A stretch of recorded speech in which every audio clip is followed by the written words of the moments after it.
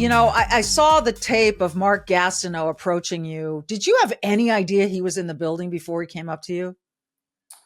I had no idea. And I really think that was a setup by ESPN and/or NFL Films, because there was a camera hiding. And now, I think Mark has got some serious, concussion issues, but I'm no doctor. I'd never met him before.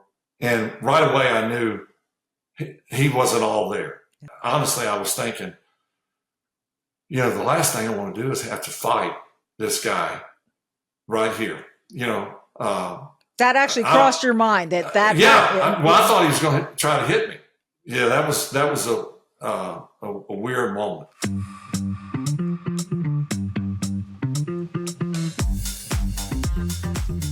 There really is no introduction necessary when you say the name Brett Favre. I mean, he's a Hall of Fame, first ballot Hall of Famer in the NFL, just a living legend. And he talks about almost everything in this podcast. Before I forget, though, first, please hit that subscribe button, whether you're on YouTube or Rumble, Apple Podcasts, Spotify, wherever you get your podcasts, just hit that subscribe button. It's no charge to you. And then these just end up in your queue every day.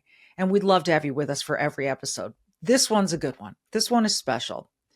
I can't tell you how many production meetings I was fortunate enough to have with Brett Favre when I was an NFL sideline reporter with Monday Night and Sunday Night Football. It was the best. And we'll talk about that. We'll reminisce a little bit about that with Brett. The only thing that was off limits is his current legal battle with the state of Mississippi, because he is under a gag order. We could not talk about that. But we talk about his recent diagnosis with Parkinson's disease. We talk about which quarterbacks he likes to watch these days in the NFL. Get a little Super Bowl talk in. His recent face-to-face with Mark Gastineau, which was rather amazing. Politics, we get into it. Brett Favre, living legend, is next. There is so much going on in the world these days. NVIDIA just dropped like a stone on the stock exchange. I mean, there's supposedly a Chinese U.S. Treasury hack, maybe a new virus spreading in China. So much going on, and a lot we don't know yet. So why gamble with your financial future when there's so many other unknowns? You don't have to gamble with this, regardless of who's in office. Safeguarding your wealth is pretty darned important, right? Now, many of us feel good about these next few years ahead of us, but no matter who wins the election, you need to, not rely solely on digital systems or banks. That's one risk you can't afford to take. And that's why I want to suggest you take a look at American Independence Gold. And you could do that really simply by going to tafoyagold.com, or here's the number, 833-324-4653. Now, for generations, these precious metals, gold and silver, have been the ultimate safe haven. They weathered wars, recessions, market crashes. And this is more than just owning gold. It's about taking control of your financial future.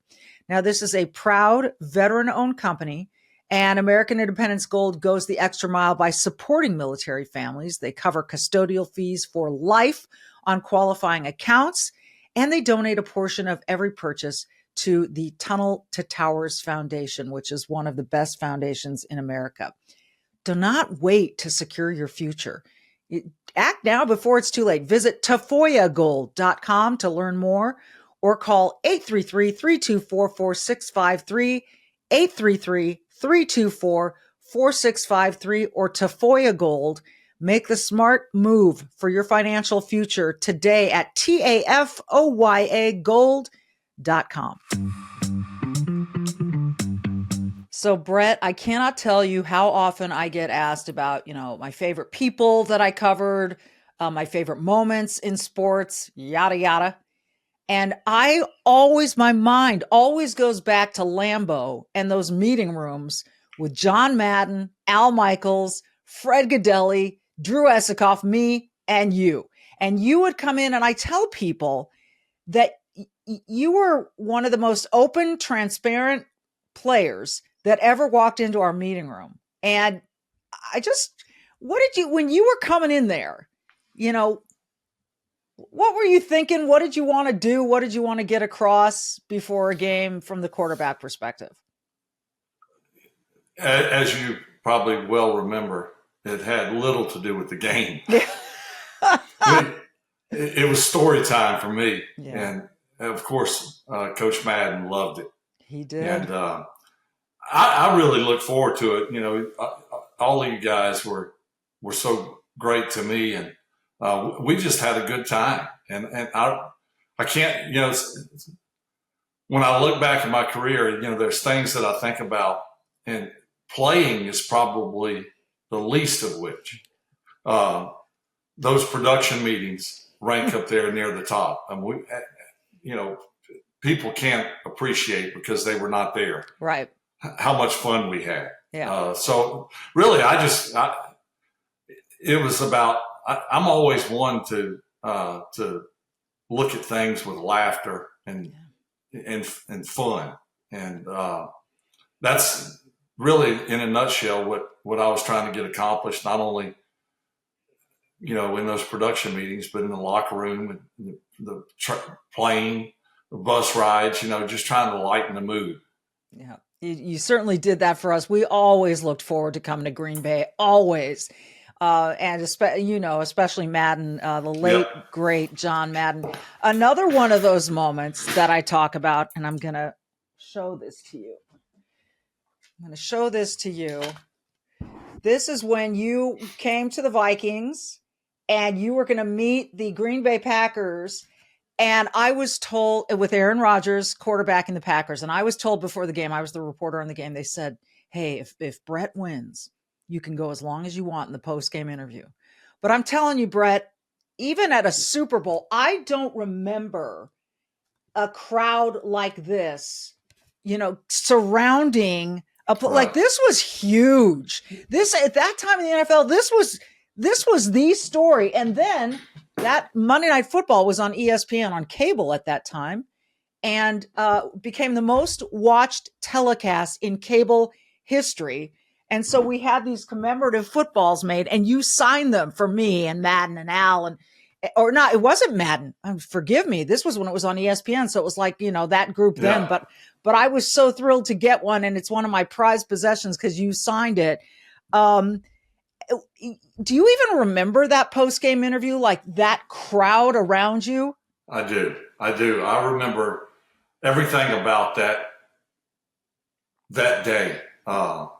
And some, I mean, I can't believe it's already 15, 16 years since. That's crazy.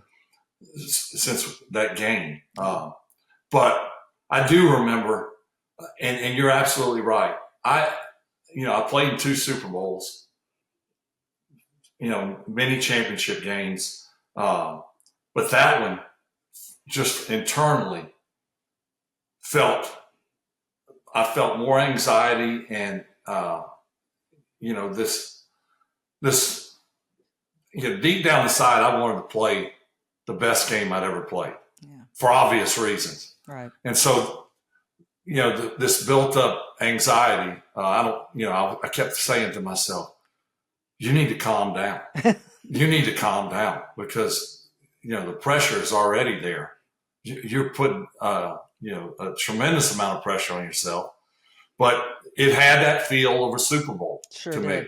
And the crowd was electric. You know, I'd played so many times there as an opponent, but only a few times as, you know, the home side.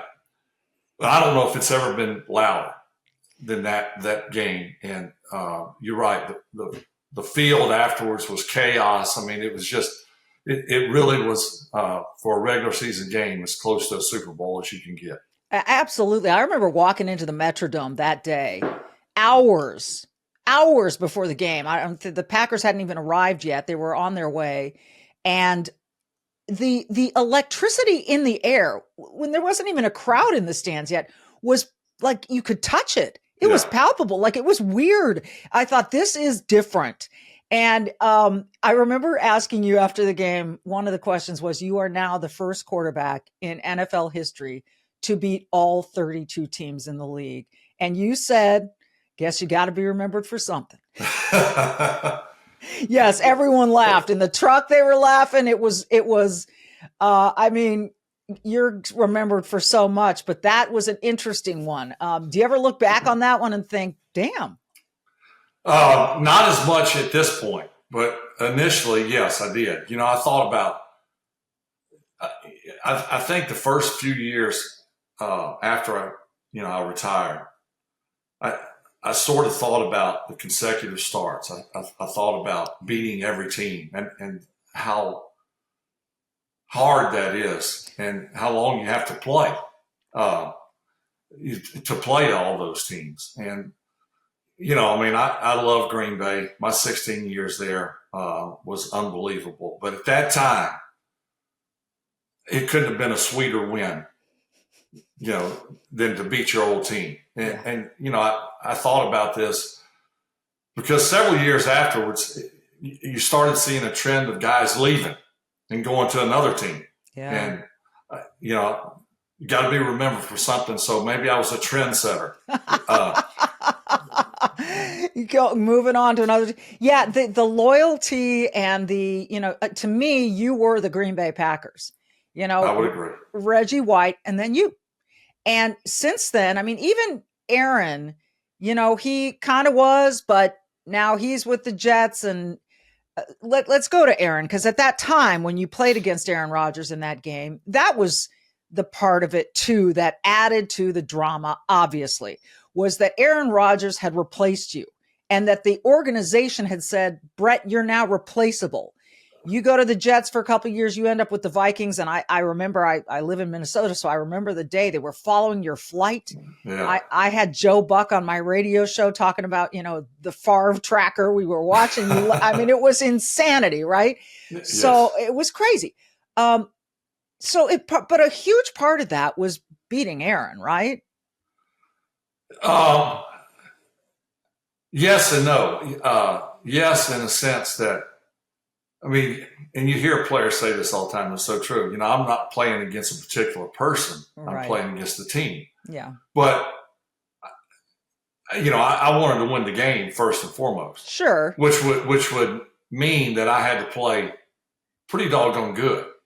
And outdo Aaron, which, Aaron played exceptionally well in that game. He had a couple of turnovers early, but he in both of those games that year, he played and he fought tooth and nail and almost brought him back. So as good as I played, it came down to, the last 5 to 7 minutes. But yeah, I wanted to show my old team. Yeah, I remember having a conversation with Mike McCarthy before the trade when I went back to all the chaos. And, I got the impression, and Mike and I, we've buried the hatchet and we're good now. But at that time, I got the sense that I wasn't good enough to play for them, but too good to play against them. He didn't particularly like that statement, which I can't blame him, but, so when I got an opportunity or knew that I was going to be playing the Packers, I had to settle down. This is, prior to the start of the first game. I'm like, there's more than 2 games this year. Yeah. There's more than 2 games. And so I had to, but believe me, it was always in the back of my mind, regardless of who we were playing. Sure. When I was, when will I get my chance to get against the Packers? And so, yeah, it was about winning against my old team, but also outplaying the guy that took your spot. Well, and a lot has been said about the relationship between you two. I got to sit down with Aaron and do an actual magazine interview with him for Artful Living. And that was well after this. And at that time, he said you two had buried the hatchet because there was some come to Jesus between the two of you. And I think he came down to your place and you guys Correct. spent some time together. How did you initiate that meeting? Well, when I left Green Bay, communication with Aaron just stopped. One of the biggest health problems in America today is whether or not you get enough sleep. Sleep deprivation, it's not good. I've been through it, but let me tell you what I have found that is helping me sleep better. I am so thrilled about it. I didn't have to get a prescription. It's not a drug. It's a cream. It's a topical. And I just apply it at bedtime. It's so simple. And you know what? When I first heard about sleep cream, that's the name of it, I thought, yeah, right. Okay, send me a sample. I'll see. And then I tried it. And I'm telling you, the first time I used it, it relaxed me and I was able to sleep great. And I still do. I have this stuff on my nightstand. Again, the company is Sleep Cream, and cream is spelled CREME. They use an all natural CBD combined with the finest essential oils. It really smells good. That's part of what helps you relax and go to sleep, is that almost aromatherapy. So I'll put it on the insides of my forearms, maybe the bottoms of my feet, on my neck, whatever. And within minutes, I'm able to relax and get the good night's sleep that God intended me to have. You can find them at sleepcream.com, creame.com. Just try it for a couple nights. And if you don't experience better sleep, you can just get a refund. I was going to say send it back, but you don't even have to send it back. You don't have to return anything. They guarantee they will refund it if you are not happy with the product.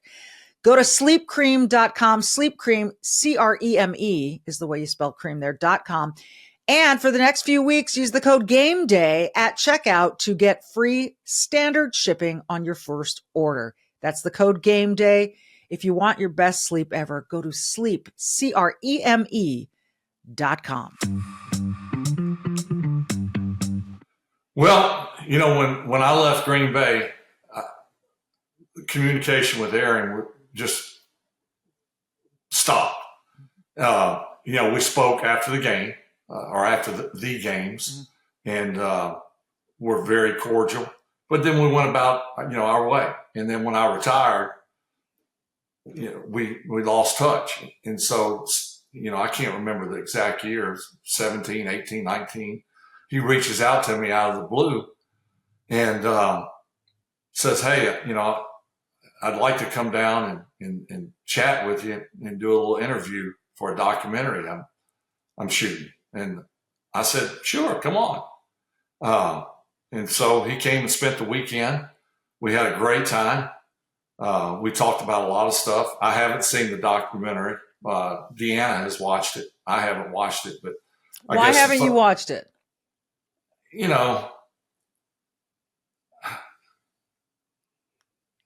I really don't. I don't know the answer to that.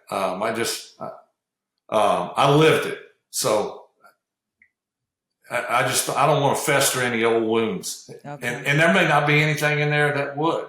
Well, Deanna, your wife, watched it. What has she told you? What has she told you about it? She said the third and last episode starts at our house, and she was out of town that weekend, so she didn't get to visit with Aaron. But she said, I don't know how true some of the things are that was said. Because then it becomes a he said, she said, right, sort of thing. And I don't want to get into, I don't want to be any more skewed, in my thoughts I like Aaron. And do we hang out? No. Do we talk all the time? No.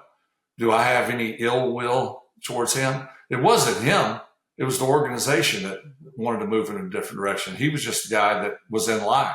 Mm-hmm. And it turned out to be a great move for them. But I have nothing against Aaron. I've reached out to him. And when he came for that documentary, I said to him, which was true, I said, what's wrong? You don't have a phone? Because I had sent him several texts from the time I left to that time when he showed up. And you'll ask anyone who's close to Aaron how many times that he's, as the young kids say, ghosted them. Right. And he laughed and said, I'm terrible about returning messages. And I said, well, okay, we buried a hatchet. So now, I don't inundate him with messages. I don't inundate anybody with them. But, like when he was thinking about going to the Jets and contemplating that, I sent him a message, said, hey, if you feel like that's what you want to do, pull the trigger and go and don't look back. And then when he got hurt, I sent him a message. But apparently his phone is broken or stolen again. No, listen. I've had intermittent messages with Aaron as well, because we got along very well when I covered him. And the last time he actually returned one of my messages was when I told him that Vivek Ramaswamy was trying to get a hold of him, and he said, "Okay, here's my number. Go ahead." Of course. Yeah. But so anyway, you and I rank low on the totem pole. We're very low, Brett. You're in the Hall of Fame, and you're still lower than Vivek Ramaswamy. Is that a dog? Yeah, that's our little miniature golden doodle. Oh, I have a miniature Labradoodle. All these hybrid dogs, I can't keep up with them. Sammy, shut up. Mine's at the groomer today, or trust me, I'd be having the same issue. You did play a long time, Brett, and now you revealed for the first time in front of Congress, I think that was the first time you said it, correct, that you have been diagnosed with Parkinson's. Right. How'd that hit you, man? Like a ton of bricks, as you would imagine.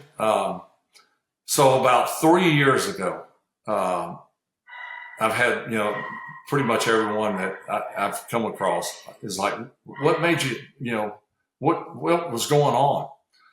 So about 3 years ago, I noticed when I would be walking, working outside, it really didn't matter what. I noticed my right arm would be kind of stuck to my side at a 90-degree angle. And, I said, well, that's kind of quirky. I'd put my arm down, walk normal. And when I forgot about it, a little while later, it would be right back to that spot. Well, nothing hurt. It wasn't stuck. So I didn't really pay much attention to it. I figured, as I get older, pick up quirky habits. And then maybe 6 months after that, I noticed that when it was like a jacket or a long sleeve shirt, I could not guide my arm through the sleeve, and it would almost need help to do that. I felt my arm. It wasn't like there was a disconnect. I just could not guide it.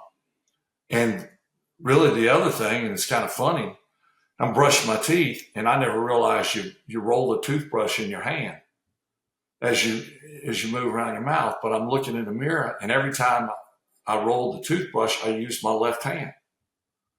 And I thought, well, that's weird. So I kind of just kept it to myself for about 2 years. And I shook a little bit, but not, I've seen people shake a lot worse that don't have Parkinson's. And everything to me is right-sided. So what little bit of shaking, what little bit of rigidity, what little bit of stiffness, because the Parkinson's I have is called idiopathic.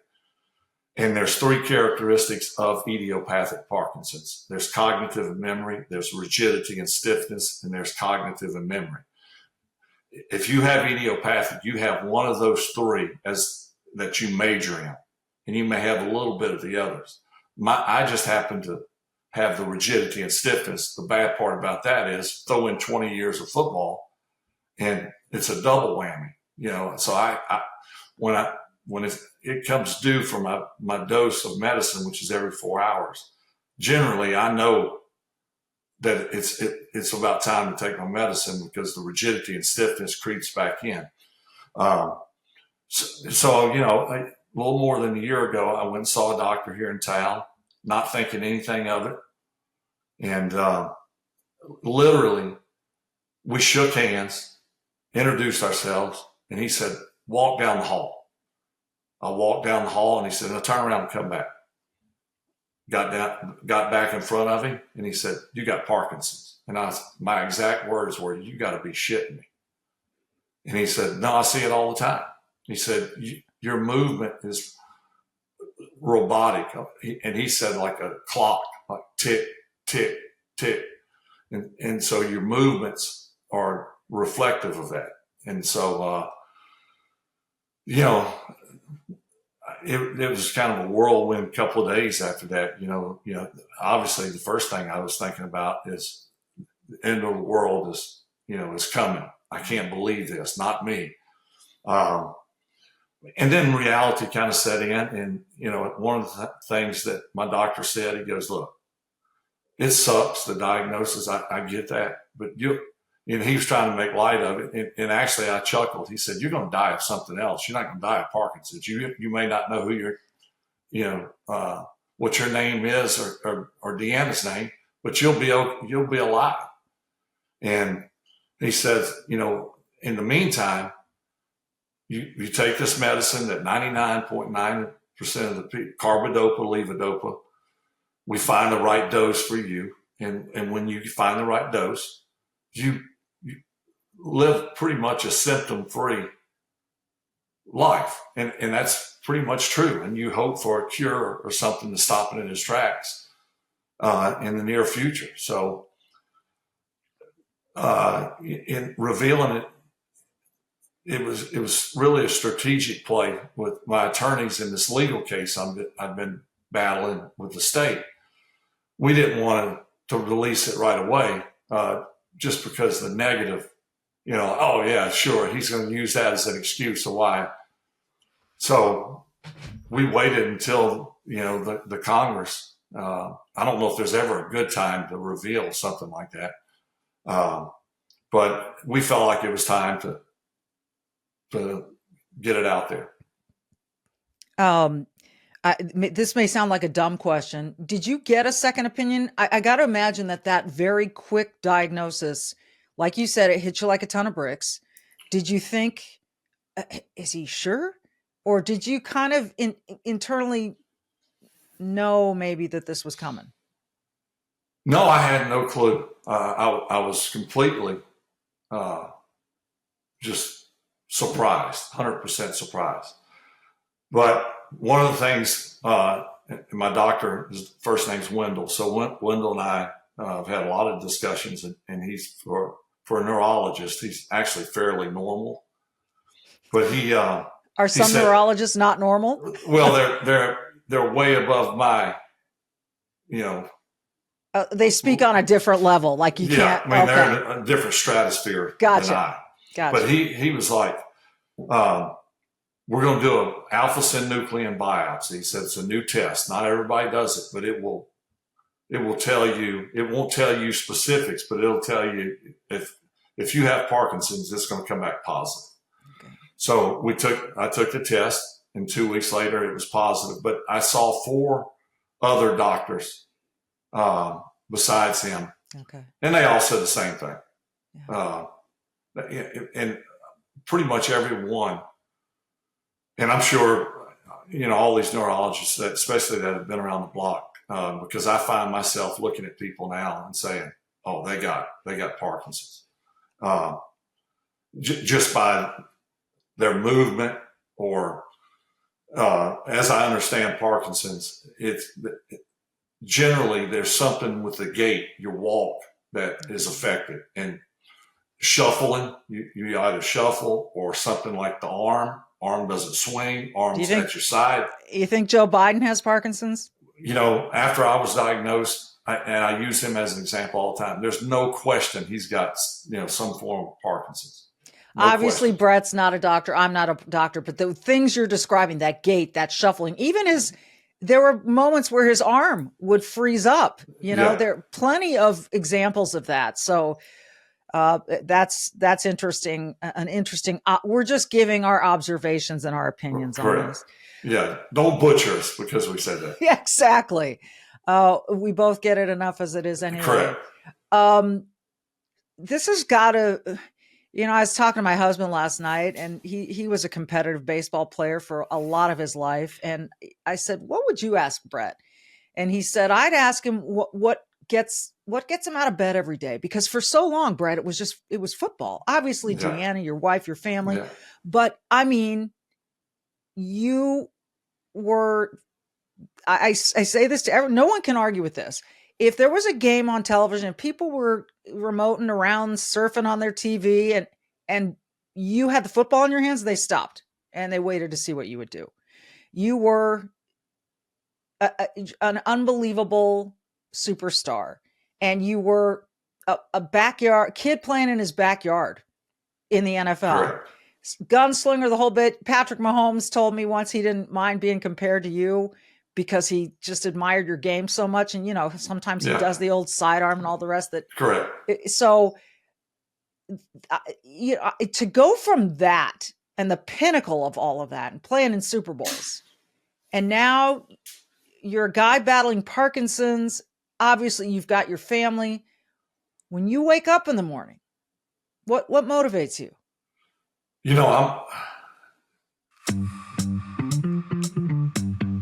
So I mentioned earlier gold and silver, and I've started putting these in my portfolio to secure my wealth. Listen, the future is, it's hard to describe, isn't it? With so much going on technologically, with digital currencies, with all Bitcoin, all this stuff, you sort of go, wait. The most solid investment, the most stable investment is precious metals. I'm talking about gold and silver. And I have told you about American Independence Gold. I'd like you to check them out. This is who I work with. Visit tafoyagold.com. This is the easiest way to get there. TAFOYA gold.com. So my last name, it's right there on the screen. Here's the number as well, 833-324-4653. Look, throughout the generations, gold and silver have been the safe haven. It is the only currency that is accepted around the globe, everywhere. It was interesting. I was interviewing the head of this company recently. You may have seen the podcast, and he said there are countries you can't use the US dollar. You might get arrested. But if you have gold and silver on you, you can use it anywhere. So this is more than just about owning gold. It's about taking control of your financial future. And one of the things I really like about American Independence Gold is it's a veteran-owned company. They're very proud of that. And they go the extra mile by supporting military families. They cover custodial fees for life on qualifying accounts, and they donate a portion of every purchase to the Tunnel to Towers Foundation, which is a great veteran supporting foundation. Don't wait to secure your future. Do it with some real patriots, military owned company, and do it before it's too late. Visit tafoyagold.com, TAFOYA gold.com, or there you can look at your screen. It's also in the show notes. The phone number, 833-324-4653, 833-324-4653, or tafoyagold.com. Make the smart move for your future. Make that move today at tafoyagold.com. I am more determined than ever to beat this. And I work out like a madman. This morning I got up, I rode 25 miles on my indoor bike. Yesterday I rode 40. I ride anywhere from 6,000, 7,000 miles a year. And there's days I don't feel like doing it, but I just get up and grind. Because every doctor that I've seen, more than anything, I took away from that conversation that you have got to stay active, which I am. And they were well aware of that, but they said, we have seen the best results of slowing or kind of keeping it at bay with people who are very active. And we've also seen people who, take the news very bad and just veg out, really. And then it seems to creep in faster and faster on them. So that's all I needed to hear. And so I'm up grinding every day, doing something. When I retired for good, I never looked back. I can't think of one time where I thought, boy, I wish I was out there. Yeah. And, for someone who did it pretty much his whole life, to stop and not miss it at all is a blessing. Yeah. I love my teammates. I love playing and entertaining people more than anyone. But when it was over, it was over. Now, physically, the last year I got beat up more than any year, it seemed like, combined. And it finally took a toll. And so I knew. And so I didn't look back. And really, we hit the ground running. We started vacationing. It's funny because the 20 years I was playing, when we would go back home, I never considered a vacation. That was vacation for me. Yeah. And so I was, selfishly, I just never said, let's go somewhere. Well, first year out, I was like, let's go on a vacation. And they all were like, are you okay? And they were like, where do you want to go? And I said, I don't know. Let's go to Yellowstone. And we went. We just, I just pulled it out and we had a blast. And from there, we've gone to Israel. We've gone to Ireland twice. We've gone to Whistler, Canada. We have gone to Glacier. We have gone to Italy and Switzerland, and just had a blast. You have picked some good spots, man. Well, I try to. It's interesting that you went to Israel. What were your impressions of that country? Michelle, first of all, we actually landed October 7th, exactly a year before the attacks. That's a little eerie. I'm sure that was really eerie for you the following year. Yeah. We spent 10 days. We had an unbelievable guide.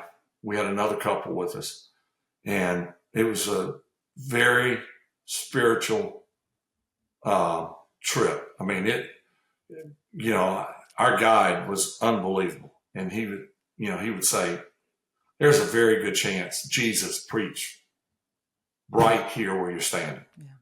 And the hair on the back of my neck would stand up. And I've had everyone at least once that knew we went over there. They said, did you feel safe? Absolutely 100% safe. The people there were outstanding, just wonderful people. The only thing that was questionable was breakfast. They eat breakfast in Europe and Israel and the places we've been. I'm looking for grits and eggs or an omelet, and they're like, "Hey, you're looking in the wrong place." Yeah. But it was an unbelievable trip, I suggest that if you ever get a chance to go. It's on the list for sure. Not right at the moment, obviously, but yeah. But I do know people. I've known people who've lived over there for extended periods and have always felt safe, even post October 7th. So it's definitely on the list. So you're fighting like crazy. Have you sensed that any of your symptoms have worsened, or do you feel like you're keeping it at bay? Again, I'm early. In fact, every doctor I talked to, and they didn't talk to the other doctors, all said, you have to be the earliest patient we've ever seen, not the youngest, but the earliest diagnosed patient. And my doctor here actually said, the only thing I can think of, he said, usually when people where you are in the disease usually come in 10 years later. And I found that really, it just kind of struck me as, you got to be kidding me. Yeah. And he said, the only thing I can think of is what you did for so long may have contributed, if not the reason that you've gotten this disease. There's no way to know for sure. But he said, you just being in tune with your body all the time, something's out of whack and it affects your play or something, has kind of taught you when the least little thing is not right, a light bulb goes off. And so that's the great news, that I'm very, very early. But it's hard to say if the symptoms have gotten worse. And in fact, my doctor said the best way to tell is if you take a pause from the medicine for a day or two. But as I told you earlier, every 4 hours I take the medicine. So about 3.5 hours in, I can feel the rigidity and stiffness creeping in. Okay. Where before the medicine, before the diagnosis, it was always there. Yeah. And I just, honestly, I just thought, well, I played football for so long, I should feel this way. Hey, listen, I remember the first time I met Dan Marino, and it was well after his career, and the man could barely walk. So you guys, it's really difficult for people through the television to understand what you guys put yourselves through physically. And you in particular, you played through a lot of stuff. That playing streak, that start streak was unbelievable. And it was because you were willing to say, whatever, I don't know, it's hurting, but I'm going to play. I think that was another thing that made you such a fan favorite. You were just sort of like, rub dirt on it and let's get back out there. Yeah. But you also have admitted, you've had multiple concussions, and it's hard to imagine how that wouldn't impact something like Parkinson's. What is your relationship with the NFL like these days, with the league as a whole? There's not much of one, and that's okay. I don't expect anyone to reach out to me and, lift my spirits. I mean, there have been people, don't get me wrong, within the league.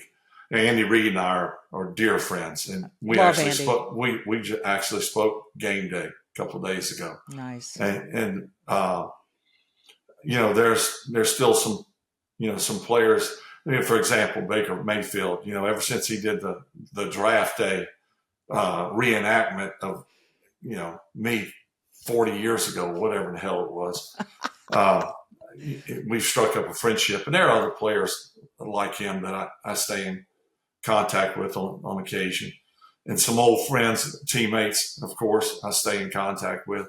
But the league itself, not really much of anything. And I suppose that's normal, unless you work for the league. But it really, and I really was really active in pursuing a treatment for concussions from the time I retired, and not knowing or even thinking for a second that I would have Parkinson's, not long after I retired, which now really has kind of ramped up my crusade to find a treatment, not better helmets, a solution, a treatment, right. Something that you can take that will stop the concussion, that will stop the brain from swelling. Yeah. Because, and I tell people this all the time. They're like, well, they're trying to, get better helmets. And I'm like, well, that's great, but that really protects against a cut or, a skull fracture. Right.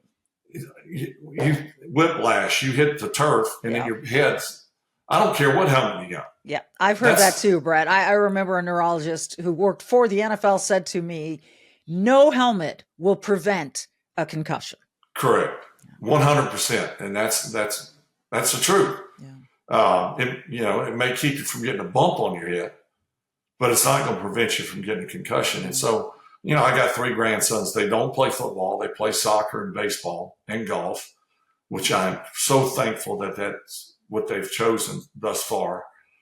If they chose to play, and I've said this to so many people, I would support them, but I will never, ever say, why don't you play football? Right. And really it's for fear of,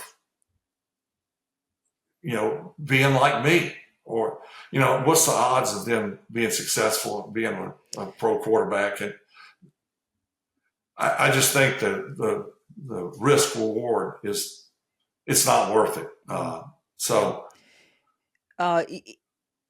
You're a grandpa of three grandsons. Do you have any granddaughters? No. Okay. Got 3 nieces. Okay. Well, 3 grandbaby boys. Yeah. What's it like being a grandpa? It's pretty cool. On occasion, I have to go. I'm the chauffeur. Parker, our oldest, is in the 9th grade, so he's in high school. I can't believe it. And usually Thursdays and Fridays is my day to pick him up. The other 2 are a little bit younger, and they're at the school that my daughter and husband teach at. And so I don't have to pick them up, but they'll stay here on occasion, and they're wide open. I'm sure I was like that when I was a kid, but I'm like, I can't keep up. Yeah. I find myself yelling and screaming like my dad did, and granddad did. But but they're great. They're great kids. They're way better kids than I was, and it's pretty cool. So your daughter's a teacher now. Correct. What does she teach? She teaches creative writing, which I have zero idea what that is.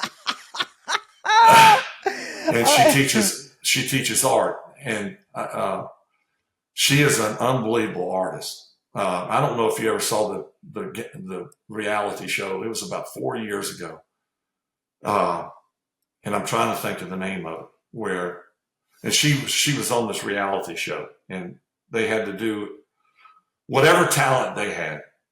They had 2 minutes to do it, and the gist of the talent competition was the winner did, I'm trying to think of what the house was made up of like 10 or 15 different,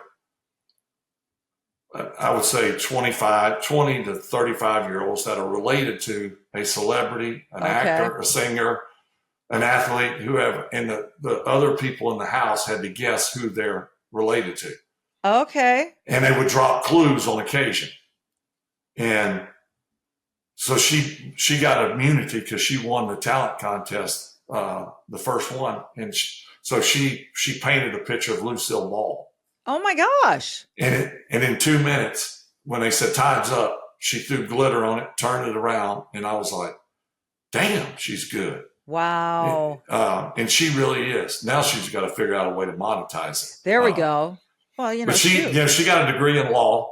If Hunter Biden can sell paintings, it would seem to me that Brett Favre's daughter can sell paintings. Yeah, you would think. Yeah. You would think. Although, they're not seeking access to you the way they were to the President of the United States. Correct. You have gotten a little bit political here in your later years. How do you feel about the first week of the Trump administration? I think he's done a heck of a job.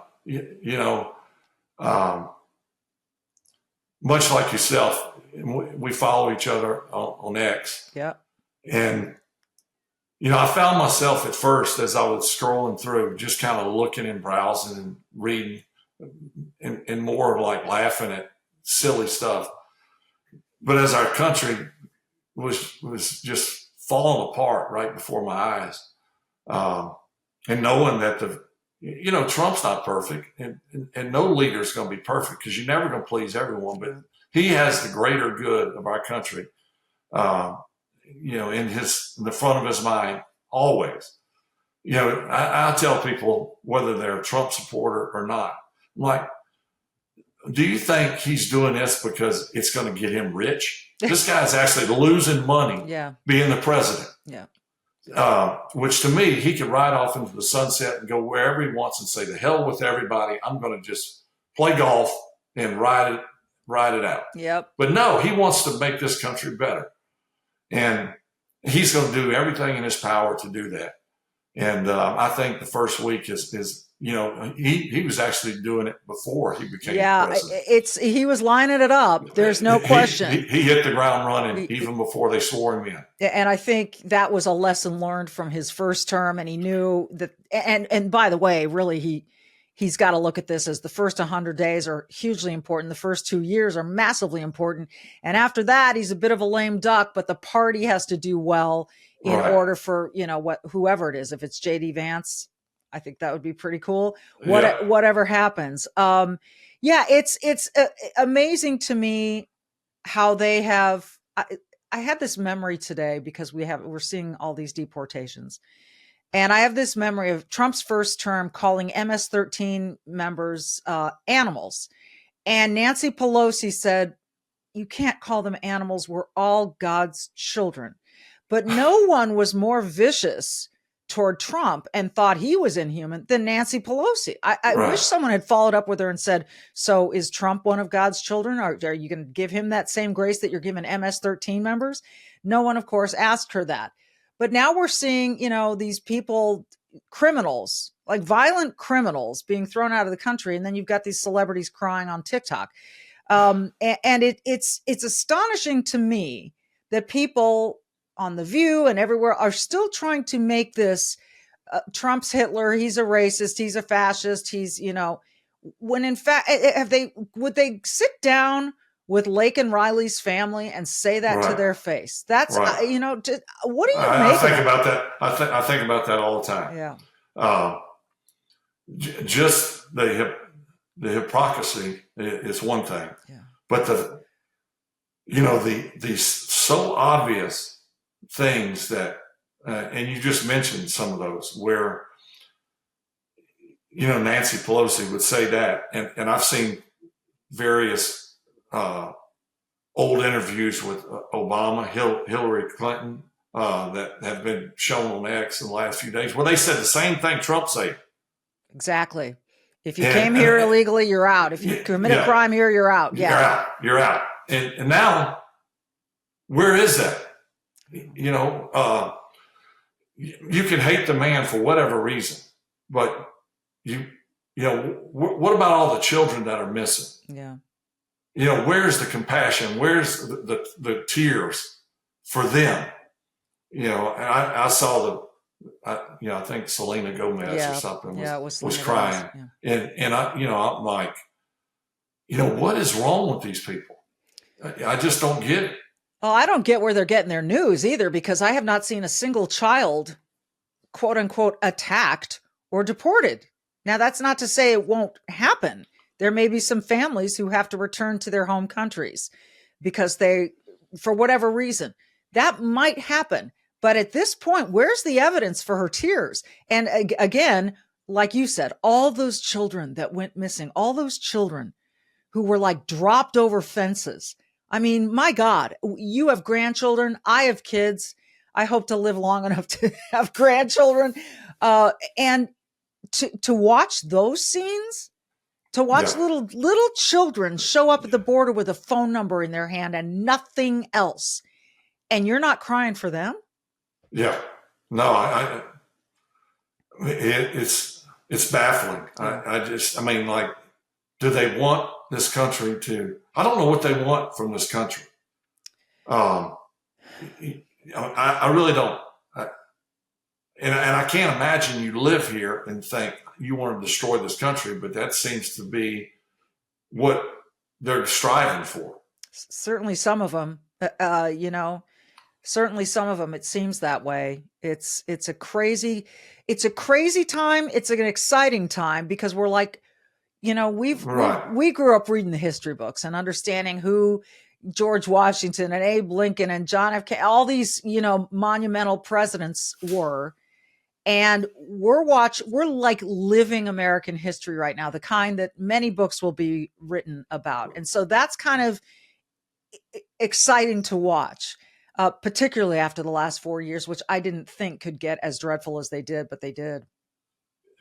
Yeah. I'm sure you thought like I and every other conservative out there, like if we lose, we're done. Yeah. I don't know if we can ever recover from it.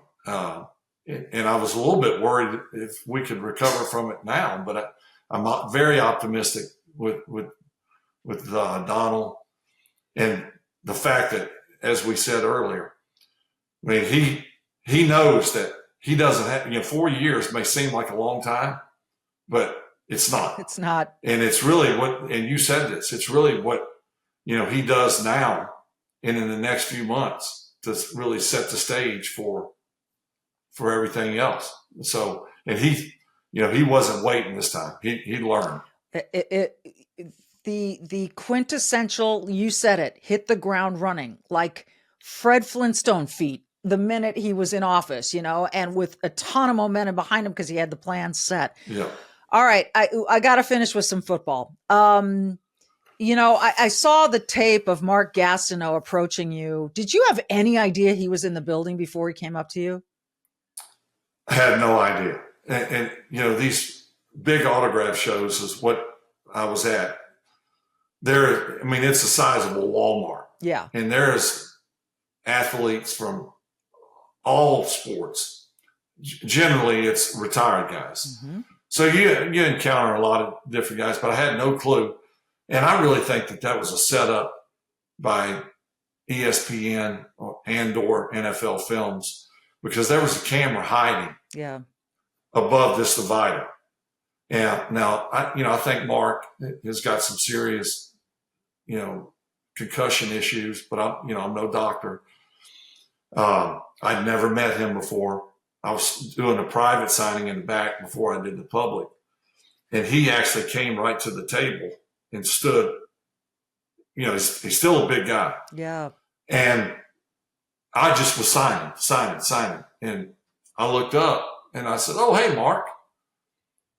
And right away I knew he wasn't all there. Yeah. And honestly, I was thinking, the last thing I want to do is have to fight this guy right here. That actually crossed your mind that. Yeah. I thought he was going to try to hit me. And, I'm thinking, I need to be first in whatever, either run or hit him. And to have to be thinking that is crazy. But, that was a weird moment. It was a weird moment. And, to wait all this time, certainly people talk about the Strahan sack and all of that. And even in the broadcast, the moment that it happened, you were accused of taking a dive for him. And Gaston was at that game and he was hugging Strahan after the game. Clearly that was all performative. He was pissed. So it's a weird episode, Brett. I don't know. You must deal with that moment. People asking you about that all the time. What do you tell people? Well, I told them, like I've done a lot of times in my career, I called my own play, and we were winning the game. We were going to win the game, and I didn't really care about the sack deal at all. We had a run to the left, and Michael was kind of half-ass chasing the backside down, but he was kind of there, but he wasn't there. And so I said, I'm going to keep this one. And again, I can't remember where it was in the game. It was late. It was late, yeah. There was no threat of losing the game. Right. And so, I thought I'll just bootleg it out. Yeah. And he actually was lazy and didn't do anything. So he was standing right there. And, we got up and they start the celebration. I said, "I'm glad you didn't hit me." Yeah. And, I was as surprised as anyone. And I got my rear end. Mike Sherman gave me a good tongue lashing in the locker room. He's like, "If you're going to do that, let me know." I said, "Well, if I let you know, you're not going to let me do that." I said, it didn't hurt the game, which it didn't. But yeah, people are going to say what they want to say, but, and I haven't talked to Michael and I couldn't tell you how long. Yeah.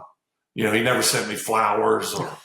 Has he? And he hasn't reached out to you since you've announced this diagnosis? No, he hasn't. He sent him a message when I heard about his daughter, and just told him I was thinking about him and praying for he and his family. He sent a message right back and said thank you. But he's been dealing with that, and I don't expect him to send me a message. Okay. All right. Who are the quarterbacks that you will stop to watch now? Are there any? Well, two of them were playing, in the Bills Chiefs game. Yeah. I think they play a lot like I played. Yeah. They're a little bit more polished than I. They don't turn the ball over and do as many risky things. Baker Mayfield, I really like. I think he's a scrappy guy that it seems like everyone's trying to push him out the door, even dating back to college. But he just wins. Jaden Daniels has come on the scene. I'm very impressed with how he plays. Truly, yeah. Cool, calm, and collective. You can't, whether you like the Redskins, I'm going to call them the Redskins, or not, or whether you're a fan of Jaden Daniels or not, you have to say this year was about as impressive of a rookie season as you'll ever get. No question. C.J. Stroud is another one. Yeah, I like him too. Yeah, I love watching. I think he's got a bright future as well. Yeah, it's a whole new generation of quarterbacks. It's weird sometimes to think how fast it goes. When I covered the league, it was you and it was Peyton and it was Tom and we're all gone. it's got to be kind of strange. But you know what? You didn't go into the broadcast realm like those two have. I mean, did it ever was that ever of interest to you? Yeah, I thought about it. And it's funny you asked that. Deanna and I were actually talking about it last night. She was like, I think you'd be really good at it. But then she said, but I feel like you've gotten so far removed from the game that people have forgotten about you and you'll never get asked to do it. And that very well may be true. But it did cross my mind because I feel like, I would be different in the booth than I would be more John Madden. Exactly. I would tell stories. Yeah. It would run into the next play. But I think people would be like, that was damn good. That's what I think. I mean, it would not be your conventional booth commentator. I think people maybe were surprised that you didn't do it right away. Well, no one asked, to be honest with you. That's amazing to me, Brett. That's amazing to me. And maybe it was everyone had their lineups and all of that, but that's remarkable. I don't really get that. Give me a call. We'll see what happens. I'll drop your name around. Okay, so now we'll get down to this one. I'm not going to ask you to make a prediction, but when you look at Philly and Saquon and Jalen, and then you look at the experience and the effort to three-peat from the Chiefs and your old friend and mine, Andy Reid, from a football perspective, who do you think has the bigger advantage and why?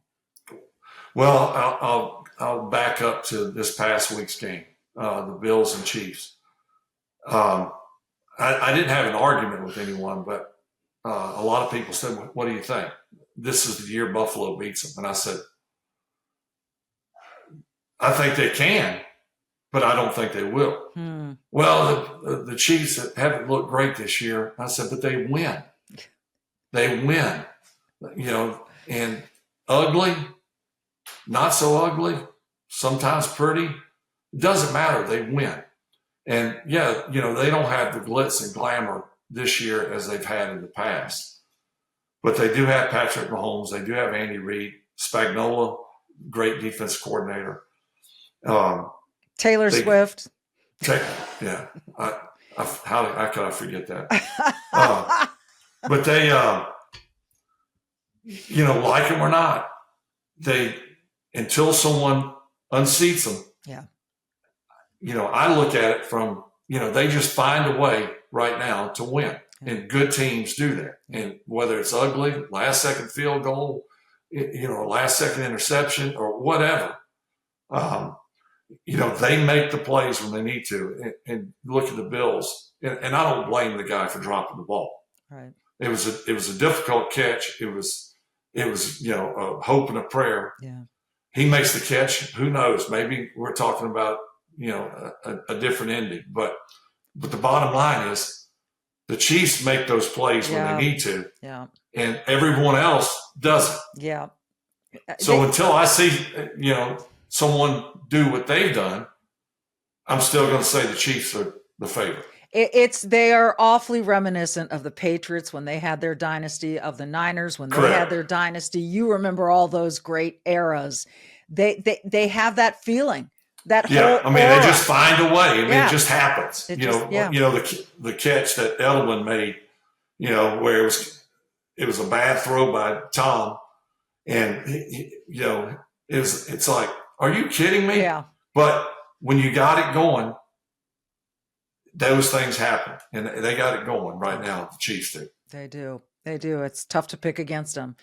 It was always tough to pick against you, and it was just an era of football that no one can forget. It was just it was great. When Brett Favre was on TV, and especially when our crew was calling it, it was the best. It was the best. And Matt, I would agree. It was the best, Brett.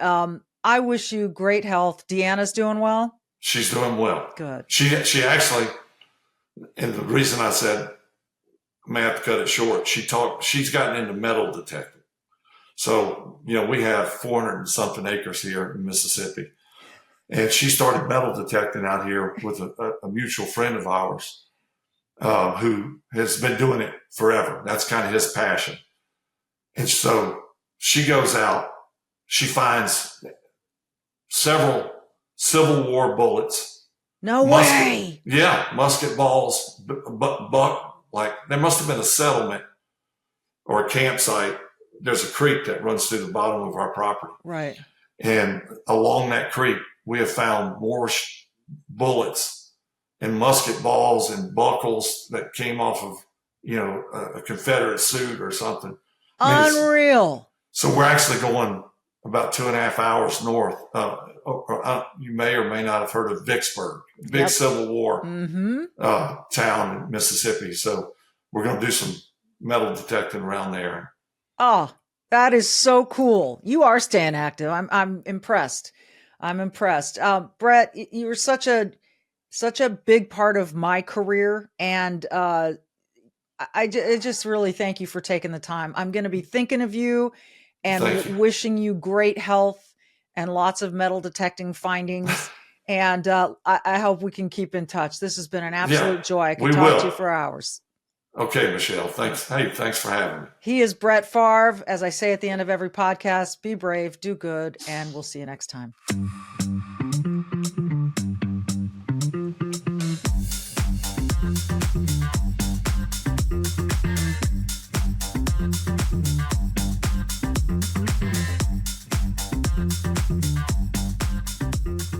We all agree on the need to better secure the border and to punish employers who choose to hire illegal immigrants. We are a generous and welcoming people here in the United States, but those who enter the country illegally and those who employ them disrespect the rule of law, and they are showing disregard for those who are following the law. We simply cannot allow people to pour into the United States undetected, undocumented, unchecked, and circumventing the line of people who are waiting patiently, diligently, and lawfully to become immigrants in this country.